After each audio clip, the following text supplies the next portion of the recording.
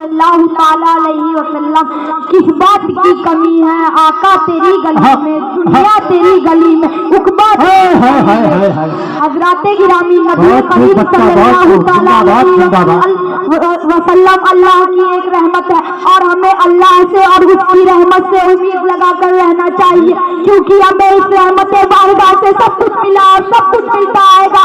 اسی لیے تو میرے امام اہل سنت کا حکم فرمایا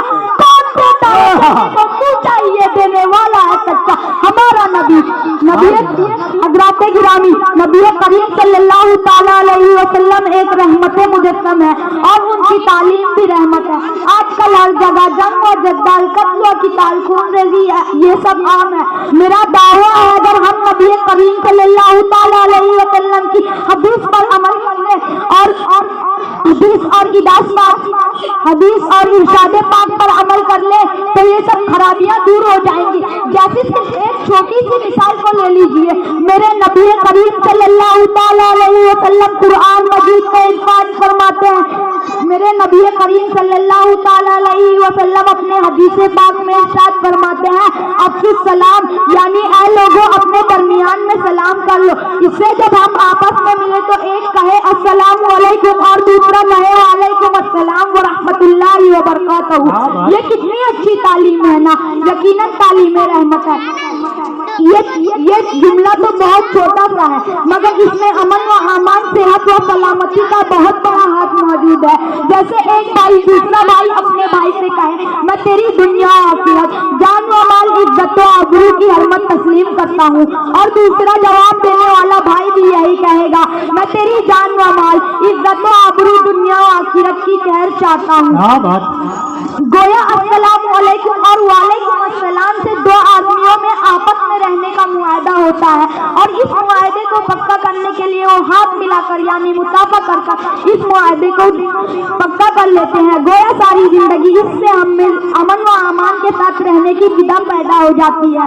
حضرات گرامی یہ نتیجہ ہے رسول کریم صلی اللہ تعالیٰ علیہ وسلم کی صرف ایک تعلیم رحمت کا.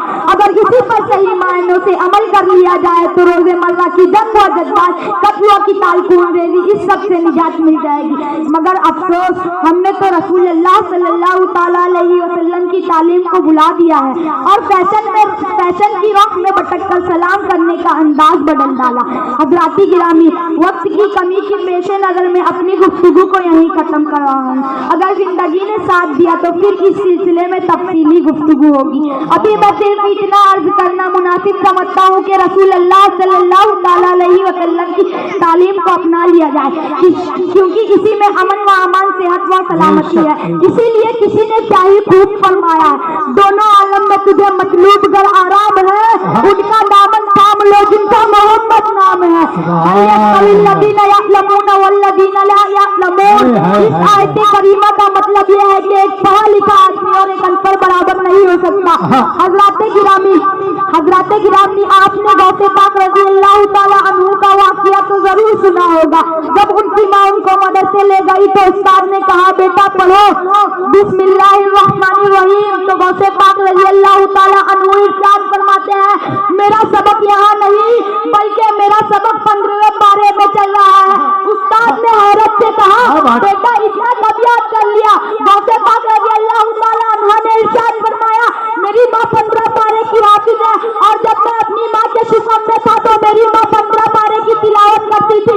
اس سے مجھے سن کر 15 پارے یاد ہو گئے. پردہ نصیب خواتین اسلام دیکھا آپ نے ماں قرآن مجید کی تلاوت کرتی تو بیٹا گوشت بن کر پیدا ہوتا.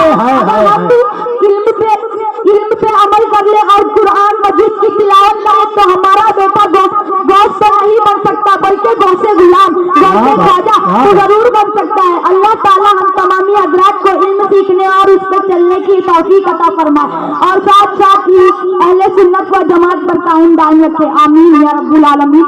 وما علینا الا البلاغ. السلام علیکم ورحمۃ اللہ وبرکاتہ.